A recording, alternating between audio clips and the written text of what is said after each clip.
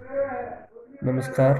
सत्य भारती स्कूल गुमान सिंहपुरा से मैं Ajay Kumar, mobile teacher, subject science.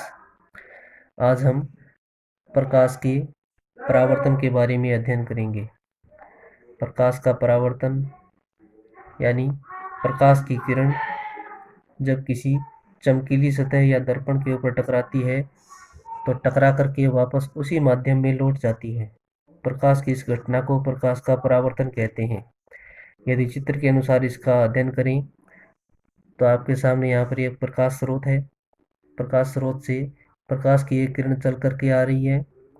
ये प्रकाश की किरण एक चमकीली सतह या इसकी जगह पर अपने दर्पण दिया जा सकता है, इसके ऊपर ये टकरा रही है और टकरा करके वापस उसी माध्यम में जा रही है। उसी माध्यम का मतलब यहाँ पर यदि कोई माध्यम नहीं है तो वो है हवा, और यहाँ पर भी जो माध्यम है वो हवा है।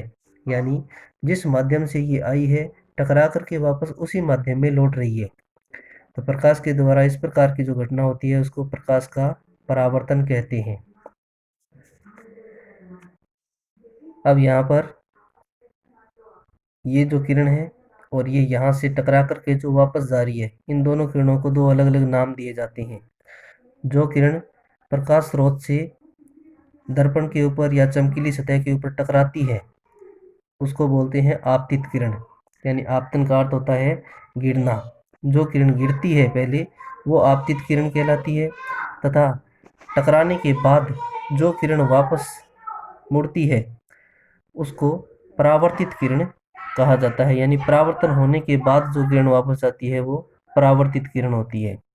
अब आपतित किरण और परावर्तित किरण दोनों को यदि बीच से देखें और इसके बीच में एक दोनों को दो बराबर भागों में काटने वाली रेखा खींचे जिसको अभिलंब कहा जाता है। यदि अभिलंब खींचा जाए तो आपतित किरण के द्वारा एक कोण बनाया जाता है जिसको कोण आई कहा जाता है, तथा परावर्तन कोण परावर्तित किरण के द्वारा बनाया जाता है जिसको कोण आर कहा जाता है। यदि इसको ध्यान से देखा जाए तो कोण आई बराबर होता है कोण आर के। यानी आपतन कोण बराबर होता है परावर्तन कोण आर के। यानी इस प्रकार से हम इसको लिख सकते हैं, कोण आई बराबर होता है कोण आर के। यह परावर्तन का पहला नियम भी होता है और यह हमेशा लागू होता है, चाहे पृष्ठ किसी प्रकार का भी हो, चाहे समतल पृष्ठ हो चाहे खुरदरा पृष्ठ हो। इसी के साथ यदि परावर्तन का दूसरा नियम देखें तो जिस प्रकार से ये एक कागज है, एक तल है, इस तल के ऊपर हम देख पा रहे हैं कि आपतित किरण भी है, परावर्तित किरण भी है और अभिलंब भी है। तीनों एक ही तल में स्थित होती हैं।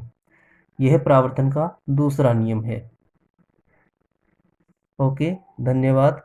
बाकी कल करेंगे।